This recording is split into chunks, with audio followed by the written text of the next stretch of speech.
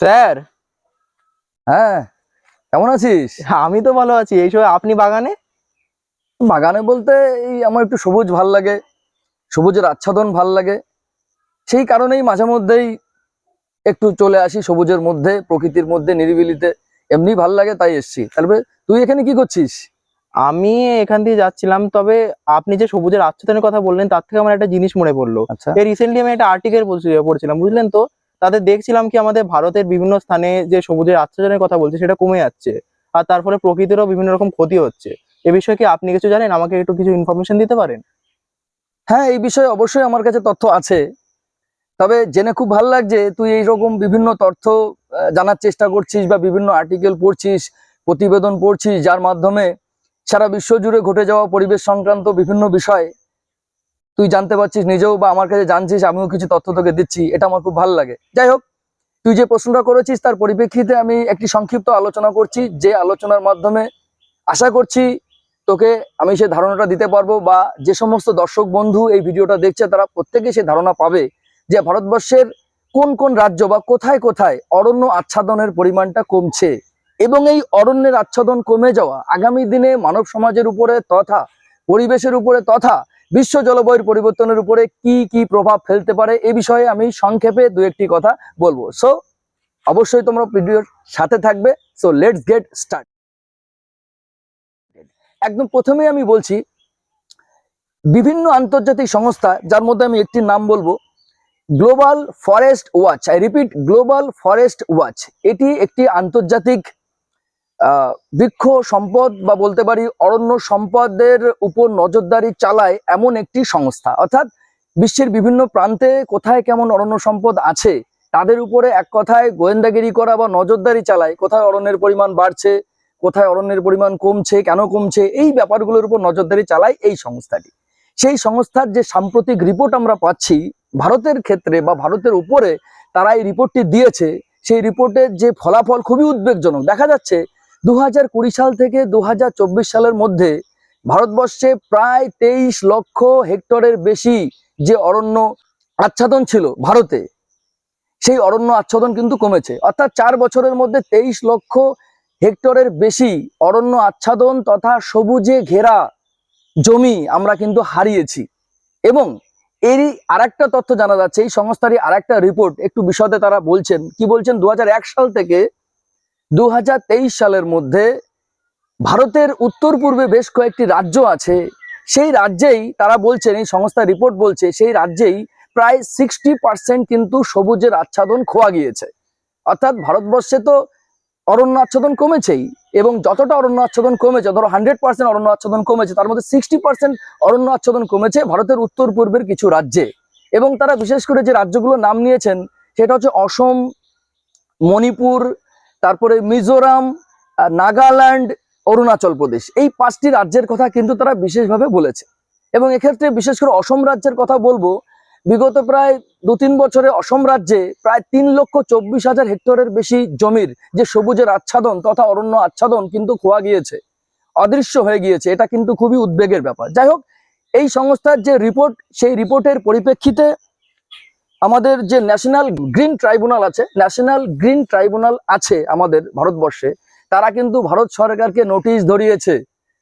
Green tribunal বলেছে যে আমাদের দেশে বেশ কিছু আইন আছে, যেমন 1980 সালের অরণ্য সংরক্ষণ আইন, 1981 সালের বায়ু দূষণ রোধ এবং নিয়ন্ত্রণ আইন, এবং 1986 সালের পরিবেশ সংরক্ষণ আইন। এই প্রত্যেকটা আইনের যে ধারা উপধারাগুলো আছে, সেই তার প্রত্যেকটিকে লঙ্ঘন করেছে কিন্তু এই অরণ্য আচ্ছাদনের হ্রাস। অর্থাৎ যে কারণে বা যত টাকা অরণ্য কোথাও থাকা দরকার, এ তো একটা নিয়মে আছে। তোমরা জানো বিভিন্ন দেশে 33% বনভূমি থাকা দরকার পরিবেশবিদদের মতে। তা সুতরাং এই যে আইনগুলোতে যতটা অরণ্য আচ্ছাদন বা সবুজ আচ্ছাদন থাকা প্রয়োজন ভারতের বিভিন্ন রাজ্যে বা বিভিন্ন অঞ্চলে, যেটা বলা হয়েছে, সেগুলো কিন্তু নেই আর বর্তমানে। সেই কারণেই বলা হচ্ছে পরিবেশের উপরে যে বিভিন্ন আইনগুলো আছে সেই আইনগুলো কিন্তু ইতিমধ্যেই ভেঙে গেছে। হয় সরকার নিজে ভেঙেছে, অথবা কেউ আইন ভেঙেছে, সরকার কিন্তু চোখ বন্ধ করে থেকেছে। যাই হোক, দুটোর একটা হবে, আমরা জানি না কি আছে। এবার যে কথাটা আমি বলবো, যে অরণ্য ছেদন এবং অরণ্য আচ্ছাদনের পরিমাণ কমে যাওয়া দুটো কি এক? না, উত্তর দুটো এক নয়। অর্থাৎ অরণ্যের আচ্ছাদন কমে যাওয়া একটা কারণে হয়, এবং অরণ্যচ্ছেদন আর একটা কারণে হয়। আমি এর যে পার্থক্যটা সংক্ষিপ্তভাবে বলে দিচ্ছি। অরণ্যচ্ছেদন মানুষের লোভের কারণে হয়, মানুষের চাহিদা মেটানোর জন্য মানুষ প্রায় সুপ্রাচীন কাল থেকে বর্তমান সময় পর্যন্ত তারা কিন্তু প্রাকৃতিকভাবে গড়ে ওঠা এই যে আমাদের সুন্দর বনভূমি দেখতে পাচ্ছ চারিদিকে, এই সুন্দর বনভূমিকে কিন্তু আমরা আমাদের চাহিদা মেটানোর জন্য ব্যবহার করে এসেছি। সুতরাং অরণ্য ছেদনের জন্য একমাত্র দায়ী যদি কেউ থাকে সে হচ্ছে মানুষ। কিন্তু কোনো একটা জায়গায় যখন অরণ্য আচ্ছাদন কমে যাচ্ছে বা ফরেস্ট কভার কমে যাচ্ছে, তার পিছনে মানুষের কার্যাবলী ছাড়াও আরো বেশ কিছু জিনিস কিন্তু দায়ী। যেমন দাবানল, অরণ্যে আগুন লেগে যাওয়া, যেমন কোনো জায়গায় ধস হতে পারে, ধসের কারণে অরণ্য ধ্বংস হয়, কোনো জায়গায় ঝড়ের কারণে অরণ্য ধ্বংস হয়, কোথাও বজ্রপাতের কারণে কিন্তু অরণ্য ধ্বংস হয়। অর্থাৎ এগুলোর মাধ্যমেই কিন্তু কোনো একটা জায়গায় সবুজের আচ্ছাদন তথা অরণ্যের আচ্ছাদন কিন্তু কমে যেতে পারে। সুতরাং তোমরা বুঝতে পারলে যে অরণ্য ছেদন কেন হচ্ছে এবং অরণ্যের আচ্ছাদন কি কারণে হ্রাস পাচ্ছে, এটা আমরা বুঝলাম। কিন্তু অরণ্য ছেদন হোক বা অরণ্য হ্রাস হোক, দুয়েরই তো একটা ফলাফল থাকবে, একটা চরম পরিণতি থাকবে। সেই চরম পরিণতি কিন্তু আমরা দেখতে পাই, সেটা মানুষের উপর পড়ে এবং সেটা পরিবেশের উপরে পড়ে। অর্থাৎ বিশ্ব জলবায়ুর পরিবর্তন যেমন হয়, গ্লোবাল ওয়ার্মিং বাড়তে পারে এবং পরিবেশের যে দূষণ, সেই দূষণের পরিমাণও কিন্তু ধীরে ধীরে বাড়তে থাকে। কারণ আমরা জানি অরণ্য এমন একটি প্রাকৃতিক সম্পদ যে একদিকে যেমন কার্বন ডাই অক্সাইডের উৎস, আবার অন্যদিকে কিন্তু পরিবেশ থেকে কার্বন ডাই অক্সাইডকে শোষণ করে নেওয়া তার একমাত্র কিন্তু ন্যাচারাল যেই উৎস, সেটা কিন্তু আমাদের এই স্বাভাবিক উদ্ভিদ। সুতরাং স্বাভাবিক উদ্ভিদকে যদি আমরা বাঁচিয়ে রাখতে পারি, অরণ্যের আচ্ছাদন বা সবুজ আচ্ছাদনকে যদি আমরা বাঁচিয়ে রাখতে পারি, আগামী দিনে আমাদের এই প্রকৃতি, আমাদের পৃথিবী নির্মল থাকবে। বায়ু দূষণের হাত থেকে কিন্তু আমরা বহু মাত্রায় রক্ষা পাবো। সুতরাং এই বিষয়টা প্রায় ক্লিয়ার। এবং একদম শেষে আমি যে কথাগুলো বলে ভিডিওটা শেষ করছি সেটা হচ্ছে, ইতিমধ্যেই বিভিন্ন আন্তর্জাতিক সংস্থা তাদের রিপোর্টে বলেছে ভারতে কিন্তু অরণ্য আচ্ছাদনের পরিমাণ কমছে।